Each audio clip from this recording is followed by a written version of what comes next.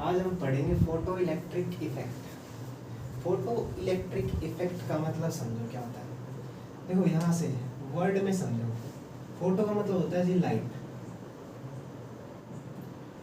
The minimum या फिर बोल सकते हो the sufficient energy of light which fall on the surface of metal. एक मेटल की सरफेस के ऊपर जब सफिशिएंट एनर्जी की लाइट जब हम उसमें डालते हैं तो वहाँ से इलेक्ट्रॉन में भी इजेक्ट, अगर इलेक्ट्रॉन निकल जाता है, अब वो जो इलेक्ट्रॉन निकलेगा इस सारे के सारे फिनोमिना को हम बोलेंगे फोटो इलेक्ट्रिक इफेक्ट। हम बोल सकते हैं कि द मिनिमम या फिर बोलते हैं the sufficient energy of light which fall on the metal surface या फिर surface of metal, then the electron may be ejected and the electron, जो इलेक्ट्रॉन इजेक्ट हुआ है हम उसको क्या बोलेंगे, फोटो इलेक्ट्रॉन। फोटो इलेक्ट्रॉन, यहाँ से किसी समझ में। अब यहाँ से जो इलेक्ट्रॉन इजेक्ट हुआ, अब जैसे जैसे लाइट आएगी, अब सफिशिएंट एनर्जी जितनी इलेक्ट्रॉन को इजेक्ट करने में सफिशिएंट एनर्जी रिक्वायर्ड थी तभी तो इलेक्ट्रॉन इजेक्ट होएगा। अब उससे ऊपर जितनी एनर्जी देते जाओगे, उससे ऊपर एनर्जी देंगे तो इलेक्ट्रॉन निकलते जाएंगे।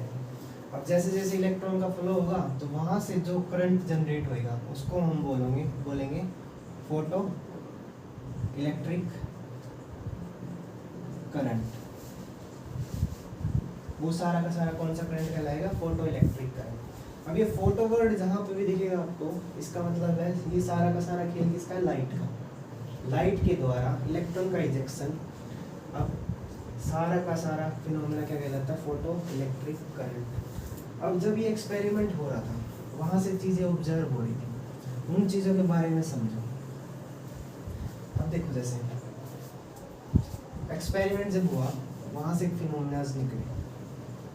अब क्या बोलते हैं, जब एक सरफेस के ऊपर, मेटल सरफेस के ऊपर जब लाइट आई तो जिस पॉइंट ऑफ सेकंड के ऊपर लाइट मेटल के साथ टकराई उसी पॉइंट पे हम बोल सकते हैं कि उसी टाइम इलेक्ट्रॉन इजेक्ट हो गया। तो हम बोल सकते हैं there is a no lag of time.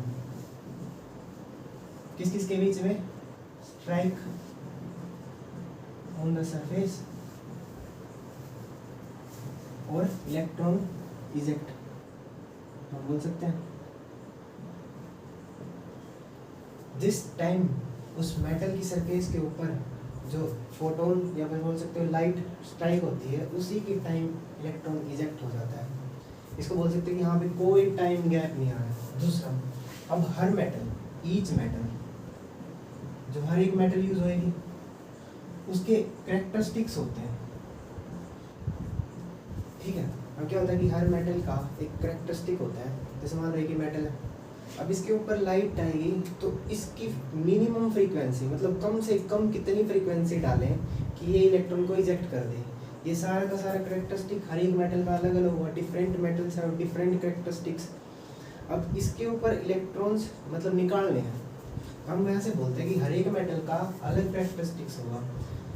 वहाँ से दो चीज़ें डिफाइन होती हैं। पहला तो उसकी मिनिमम फ्रीक्वेंसी, जिसको हम आगे चल के थ्रेशोल्ड फ्रीक्वेंसी का नाम देते हैं, जिसको क्या बोलते हैं, थ्रेशोल्ड फ्रीक्वेंसी। इसका मतलब क्या होता है, अब ये चीजें समझो। हर एक मेटल की कैरेक्टरिस्टिक अलग अलग होगी, तो हम बोल सकते हैं कि वो मिनिमम फ्रीक्वेंसी जिसके ऊपर जितनी, मान लो इसको इलेक्ट्रॉन को इजेक्ट करने में कम से कम फ्रीक्वेंसी की लाइट डालें जिससे इलेक्ट्रॉन को इजेक्ट कर दे, वो फ्रीक्वेंसी थ्रेशोल्ड फ्रीक्वेंसी कहलाती है। अब दूसरा वर्ड यहाँ से क्या आता है, थ्रेशोल्ड वेवलेंथ, ठीक है। अब इनका मतलब क्या है, अब फ्रीक्वेंसी मिनिमम तो इसका मतलब वेवलेंथ उसकी उतनी ज़्यादा, मैक्सिमम वेवलेंथ रिक्वायर्ड, ठीक है। तो हम ऐसे बोल सकते हैं कि थ्रेशोल्ड वेवलेंथ किसको बोलोगे आप, वेवलेंथ, वो मैक्सिमम वेवलेंथ, ठीक है, जो एक इलेक्ट्रॉन को इजेक्ट करने में सहायक हो, तो उसको बोलेंगे आप थ्रेशोल्ड वेवलेंथ, ठीक है। अगर इससे एक भी पॉइंट थोड़ा भी अगर मैक्सिमम हुआ, मतलब थोड़ा भी ज़्यादा हुआ, तो वहाँ से इलेक्ट्रॉन इजेक्ट नहीं होएगा। तो ये सारा का सारा कैरेक्टरिस्टिक हर एक मेटल का अलग अलग होगा। तो हम ऐसे बोल सकते हैं कि हर मेटल की थ्रेशोल्ड फ्रीक्वेंसी अलग होगी, मतलब मिनिमम फ्रीक्वेंसी, उससे थोड़ा नीचे होगा तो इलेक्ट्रॉन इजेक्ट नहीं होगा। ऐसे ही मैक्सिमम वेवलेंथ, उसी को थ्रेशोल्ड वेवलेंथ बोलते हैं, इससे थोड़ा भी ज़्यादा हुआ तो इलेक्ट्रॉन इजेक्ट नहीं होगा। ये बात समझ में आपको? तीसरा, अब देखो इंसिडेंट लाइट,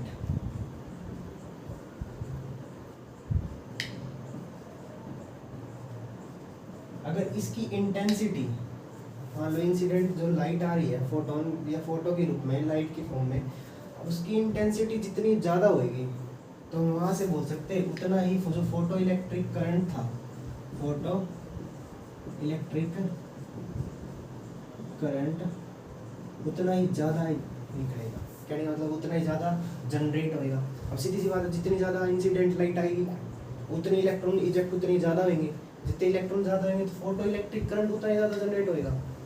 तो ये सारा का सारा फिनोमेना फोटो इलेक्ट्रिक इफेक्ट, ये सारा का सारा फिनोमेना क्या कहलाता है? Photo electric effect. ये जो तीनों के तीनों पॉइंट्स थे ये हमने कहाँ से देखे? Experiment, by the experiment. अब ये सारा का सारा ऑब्जर्वेशन जब आइंस्टीन ने एक्सप्लेन किया तो वहाँ पे इन्होंने कुछ और पॉइंट्स बताए इसके बारे में। उन्होंने बोला जो लाइट आ रही है वो किसकी फॉर्म में आ रही है? फोटॉन्स की फॉर्म में। किसकी फॉर्म में आ रही है? फोटॉन।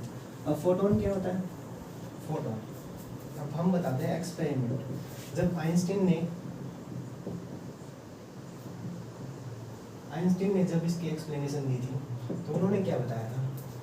अब मेटल सरफेस ली उन्होंने बोला जो लाइट आ रही है वो किसकी फॉर्म में आ रही है? Packets of energy. क्या बोलते हैं इसको? फोटोन। फोटोन। उन्होंने क्या बोला? जो लाइट आ रही थी वो इन द फॉर्म ऑफ आ रही है फोटोन के रूप में। अब ये फोटोन वर्ड क्या है? फोटोन को हम बोल सकते हैं पैकेट ऑफ एनर्जी। अब यहाँ से एक चीज समझो, एक फोटोन मिनिमम हम बोल सकते हैं कि एक फोटोन उसकी सफिशिएंट एनर्जी अब उस इलेक्ट्रॉन को इजेक्ट करने में, ठीक है, अब वो इतनी सफिशिएंट एनर्जी का हो कि एक इलेक्ट्रॉन को इजेक्ट कर सके। उन्होंने फोटो इलेक्ट्रिक इफेक्ट को ऐसे दिखाया कि जो लाइट आ रही थी वो किस में आ रही थी? फोटोन की फॉर्म में। अब उन्होंने बोला कि हर फोटोन की एनर्जी डिफरेंट होएगी। अब उन्होंने बोला जिस भी एनर्जी के साथ इसके साथ स्ट्राइक करेगा, जैसे ही स्ट्राइक करेगा वो एनर्जी कन्वर्ट हो जाएगी। किस में कन्वर्ट हो जाएगी? इलेक्ट्रॉन को इजेक्ट करने में, इजेक्शन में, ठीक है। जो एनर्जी फोटोन की आ रही थी मेटल की सरफेस पे लगेगी, जैसे ही एनर्जी आई वो सेम एनर्जी कन्वर्ट होगी इलेक्ट्रॉन को इजेक्ट करने में, ठीक है। ये सारा का सारा आइंस्टीन ने एक्सप्लेन किया। उन्होंने बोला कि एक फोटोन एक इलेक्ट्रॉन को इजेक्ट करने में सहायक करेगा। क्या बोला उन्होंने? एक फोटोन एक इलेक्ट्रॉन को इजेक्ट करेगा, ठीक है। अब एक चीज समझो, अब मान लो यहाँ से सारा का सारा फोटो इलेक्ट्रिक इफेक्ट ही है तो एक लाइट की फॉर्म में ना, अब वो सारा का सारा इलेक्ट्रॉन निकालने में तो सहायता कर रहा है। अब उन्होंने क्या बताया, यहाँ से 2-3 टर्म्स को डिफाइन किया। अब चीज़ें आप समझो, जैसे मान लो ये एक सरफेस थी, मेटल की सरफेस थी, हमने बोला इसके ऊपर फोटोन की फॉर्म में क्या हो रहा है? यहाँ पे स्ट्राइक कर रहा है। अब जो ये फोटोन्स हैं इसकी एनर्जी क्या होगी? एनर्जी मान लो बहुत ज़्यादा, क्या है? बहुत ज़्यादा। हम बोल सकते हैं इसकी एनर्जी वो होगी, क्या होगी? h म्यू, ठीक है, बहुत ज़्यादा एनर्जी है।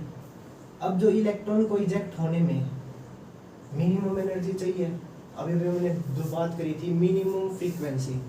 अब देखो इसको इलेक्ट्रॉन को इजेक्ट होने में मिनिमम एनर्जी रिक्वायर्ड है, पर पीछे से बहुत सारी एनर्जी आ रही है, एक फोटोन की एनर्जी ज़्यादा है, तो ये क्या होगा? अब इलेक्ट्रॉन यहाँ से इजेक्ट तो हो जाएगा। अब जो ये इजेक्शन है इसी को बोलते हैं वर्क फंक्शन। वर्क फंक्शन यहाँ से टर्म, इसको आप दो तरह से डिनोट कर सकते हैं, W0 भी बोल सकते हो और फाई बोल दो, ठीक है। अब इसका मतलब समझो, वो minimum energy required to eject the electron, उस सारे काम को क्या बोला जाता है? वर्क फंक्शन, ठीक है। पीछे से तो एनर्जी ज़्यादा आ रही है लेकिन इसको बहुत कम एनर्जी रिक्वायर्ड है, ठीक है। अब जो बची हुई एनर्जी ऑफ कंजर्वेशन किसको बोलते हैं? पीछे ज़्यादा एनर्जी आ रही थी ना, तो हम बोल सकते हैं कि मेटल ने थोड़ी सी एनर्जी तो वर्क फंक्शन के रूप में यहाँ पे इलेक्ट्रॉन को निकालने में कर दी। अब जो बची हुई एनर्जी है वो कहाँ पे जाएगी, वो किसको, अभी इलेक्ट्रॉन को भगाने में हेल्प करेगी, वो हेल्प करेगी। तो हम बोल सकते हैं बची हुई एनर्जी किस में आएगी, काइनेटिक एनर्जी की फॉर्म में। यहाँ से चीज समझ आपको। अब देखो फोटोन की एनर्जी h म्यू थी, ठीक है। वर्क फंक्शन का क्या होगा, इसको बोलते हैं मिनिमम फ्रीक्वेंसी, या फिर बोल सकते हैं मिनिमम फ्रीक्वेंसी, ठीक है, जिसको बोलते हैं h note, sorry mu naught. अब बची हुई काइनेटिक एनर्जी इधर आ जाएगी, ये बात समझ में आपको। अब पीछे से ज़्यादा एनर्जी थी, इसको रिक्वायर्ड है थोड़ी बहुत कम। अब बची हुई इलेक्ट्रॉन को भगाने में हेल्प करेगी, वहाँ से रिमूव करने में फिर काइनेटिक एनर्जी की फॉर्म में, ठीक है। यहाँ तक समझना आपको। हम यहाँ से जनरेट कर सकते हैं एनर्जी कंजर्वेशन की फॉर्म में, जितनी पीछे से आई थी हम उसको बोल सकते हैं एच म्यू। वर्क फंक्शन की बात करें तो एच म्यू नोट प्लस में काइनेटिक एनर्जी, ठीक है। ये सारा का सारा कॉन्सेप्ट आइंस्टीन के जब एक्सप्लेन किया ना फोटो इलेक्ट्रिक इफेक्ट तब दिया था, ठीक है। अब यहाँ से चीज़ें समझो, ये क्या था, मिनिमम फ्रीक्वेंसी, हम जिसको बोलते थे थ्रेशोल्ड फ्रीक्वेंसी। यहाँ से हम इसको इस फॉर्मूले को ऐसे भी लिख सकते हैं h, क्योंकि देखो हमें पता है फ्रीक्वेंसी किसके बराबर होती है, c बाय लैम्डा, ठीक है। अगर मैं बोलूँ थ्रेशोल्ड फ्रीक्वेंसी की बात करूँ तो c बाय थ्रेशोल्ड वेवलेंथ की बात हो जाएगी, ठीक है, ठीक है। h म्यू की बात करूँ तो यहाँ पे बोल सकता हूँ c बाय लैम्डा। यहाँ से देखो h ये थ्रेशोल्ड फ्रीक्वेंसी थी, c by lambda naught plus में काइनेटिक एनर्जी, ठीक है। अब आप इसको ऐसे भी एक्सप्लेन कर सकते हो। तो यहाँ से हम बोल सकते हैं कि यहाँ से एनर्जी जितनी भी आएगी तो फोटोन की फॉर्म में, एक फोटोन एक इलेक्ट्रॉन को इजेक्ट करने में सहायता करेगा। तो एक फोटोन एक इलेक्ट्रॉन को इजेक्ट कर देगा, वो सारा क्या कहलाएगा, वर्क फंक्शन। वर्क फंक्शन क्या होता है, minimum energy required to eject the electron, यहाँ पे बोलते हैं sufficient energy required to eject the electron, ठीक है। और जो बची हुई एनर्जी थी वो किस में यूज होगी, काइनेटिक एनर्जी में, ठीक है। यहाँ से इतना समझना आपको। ये सारा का सारा एक्सप्लेनेशन आइंस्टीन ने दिया था। ये सारा का सारा प्रोसेस क्या कहलाता है, फोटो इलेक्ट्रिक इफेक्ट, ठीक है।